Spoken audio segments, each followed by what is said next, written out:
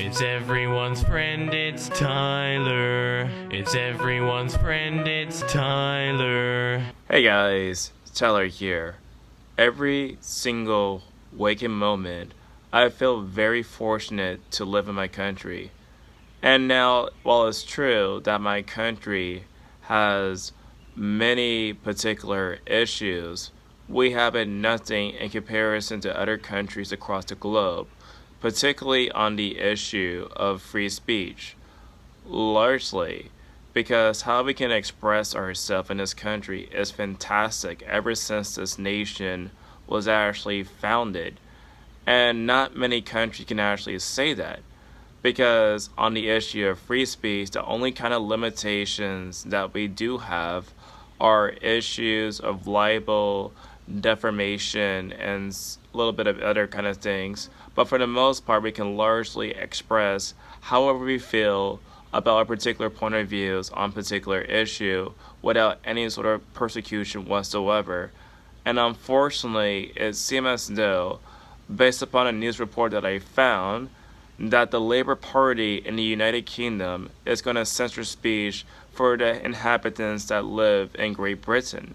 The All-Party Parliamentary Group on British Muslims was established on 18 July 2027 to build on the work of the APPG on Islamophobia, but with a wider remit to examine a broad range of issues that British Muslims care about and are affected by.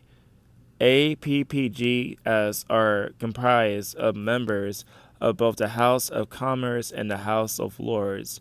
They are informal cross-party groups that have no official status with Parliament, are not accorded any powers by Parliament or any of its committees, and are independent of government.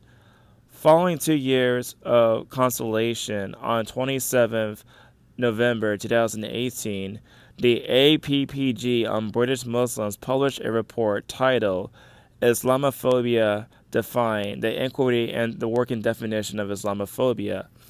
This report contains the following definition. Islamophobia is rooted in racism, and is a type of racism that target expressions of Muslimness or perceived Muslimness. Contemporary example of Islamophobia in public life, the media, schools, the workplace, and encounters between religions and non-religions in the public square could take into account the overall context include, but not limited to, calling for, aiding, interrogating, or justifying the killing or harming of Muslims in the name of a racist, fascist ideology or an extremist view of religion, making the humanizing, demonizing, or stereotypical allegations about Muslims as such, or of Muslims as a collective group, such as especially but not exclusively conspiracy about Muslims in politics, government, or social instructions, the myth of Muslim identity having a unique prosperity over terrorism, and claims of a demographic threat posed by Muslims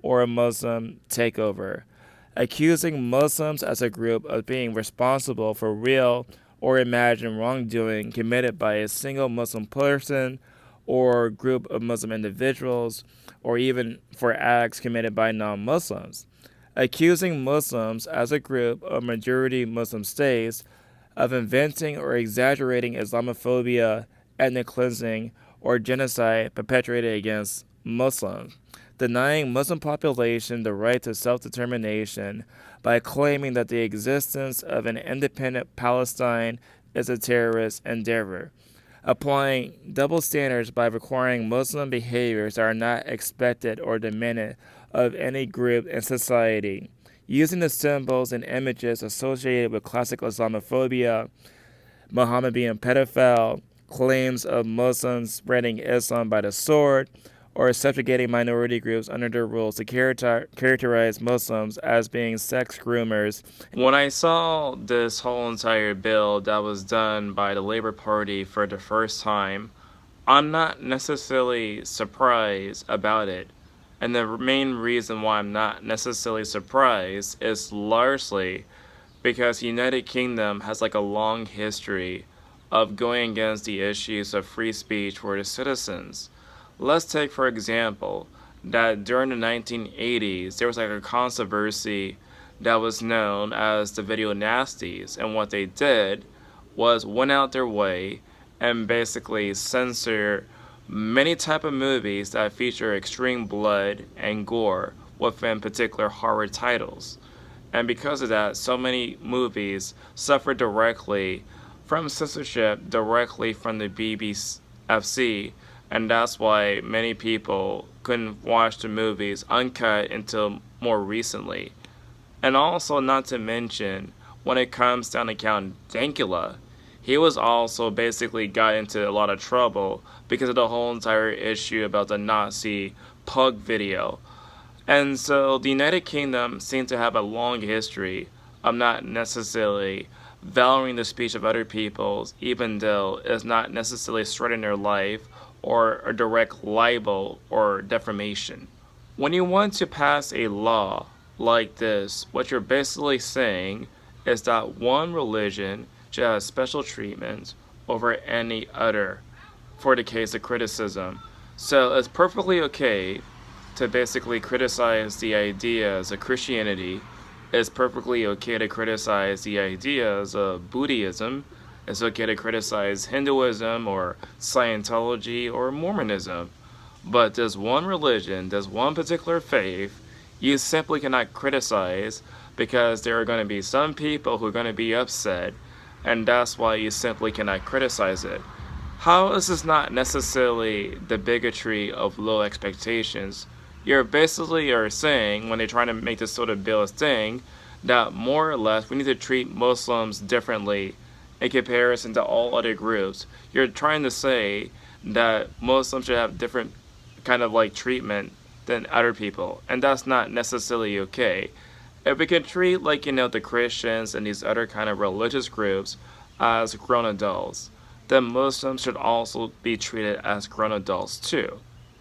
If we don't treat them as grown adults, more or less, they're going to have more and more special privileges, and every time they get more special privileges, that means they will have more and more demand against the population if they were to do something against the idea of criticizing their faith. Why should any type of doctrine be sacred in comparison to other doctrine? If you had to be truly objective in a free society, any type of doctrine should be up to questioning.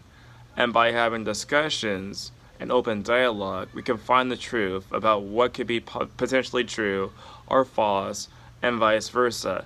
And if in the free market of ideas, if the ideas turn out to be true or false, that's based upon the argumentation. And by limiting argumentation, you're giving like a black market for people to not necessarily fully express themselves. And so conversations are really important to have on these sort of theological issues. It's everyone's friend, it's Tyler. It's everyone's friend, it's Tyler. It's everyone's friend, it's Tyler.